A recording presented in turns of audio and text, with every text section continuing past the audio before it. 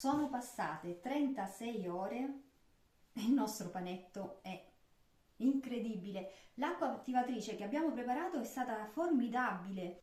Certo, i petali non si sono aperti come succederà con un panetto già pronto per essere utilizzato per panificare, ma un risultato del genere dopo 36 ore è veramente incredibile. Quindi appunto la combo di ingredienti che abbiamo utilizzato per la nostra acqua attivatrice è stata eccezionale. Adesso come procedi? Devi procedere semplicemente con i famosi rinfreschi. Cos'è il rinfresco? Qui dentro devi pensare che appunto si stanno riproducendo centinaia e centinaia e centinaia e centinaia di microrganismi, appunto i lieviti. Loro nascono, crescono, muoiono, creano questi elementi di scarto, ma soprattutto mangiano. E giorno dopo giorno gli zuccheri che sono presenti nella farina utilizzata iniziano a diminuire.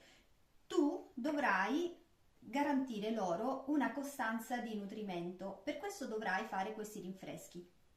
Il rinfresco verrà fatto aggiungendo sempre della farina nuova. È sempre la stessa perché appunto gli devi garantire ai lieviti che stanno crescendo, che stanno organizzando il tuo lievito, una costanza di nutrienti sempre uguali, sempre della stessa tipologia e della stessa quantità, proprio per non creargli, diciamo, degli stress. Il procedimento per i rinfreschi è facilissimo. Dovrai procedere in che modo? Prendendo una parte di questo panetto, una parte della stessa farina che hai usato l'altra volta e mezza parte di acqua. Vediamo come si fa a livello pratico. Intanto andiamo a prendere una parte, solo una parte di questo panetto. Guardate com'è morbido, guardate come si è sgonfiato.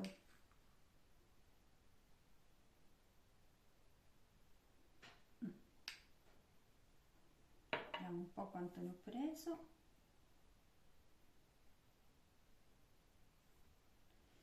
40 grammi precisi. Cosa farò? Andrò ad aggiungere 40 grammi di farina 2, la stessa che ho usato l'altra volta.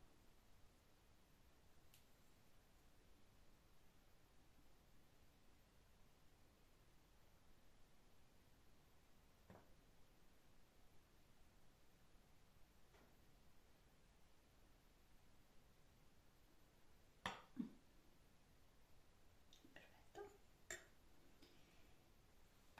E aggiungerò soltanto 20 grammi di acqua.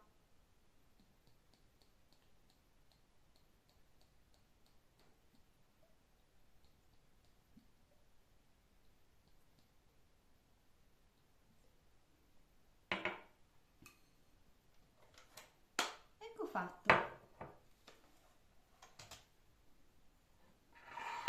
I rinfreschi li dovrai fare sempre utilizzando queste percentuali, quindi una parte di panetto, una parte di farina, mezza parte di acqua.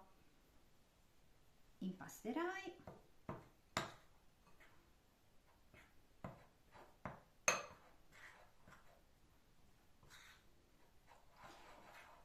In questi primi momenti, ma anche in futuro, non dovrai sforare, diciamo, con queste misure. Vedrai che volta per volta poi il panetto diventerà sempre più sodo e più compatto. Ti darà quindi un risultato finale ottimale. Nei primi tempi potrebbe risultare essere troppo idratato o troppo duro. Continua sempre con le stesse proporzioni, senza mai cambiare il tipo di farina.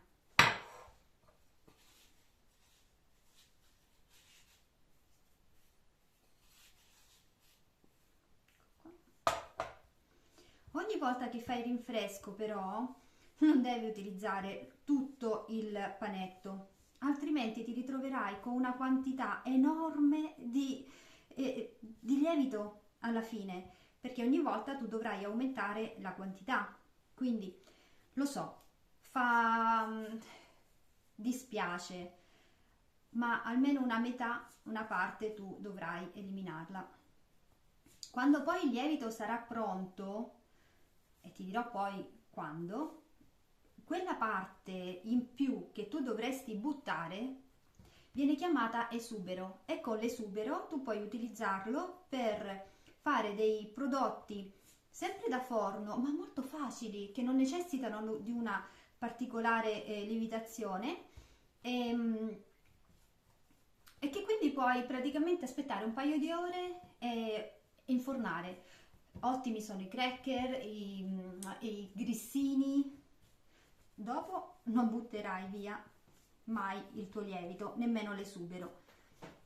Però adesso che non è ancora pronto per poterti garantire una lievitazione ottimale, purtroppo c'è poco da poter essere utilizzato. Ecco qua, già ha tutta un'altra consistenza. Lo porremo sempre in un contenitore, quindi nel mio caso utilizzerò sempre lo stesso bicchiere.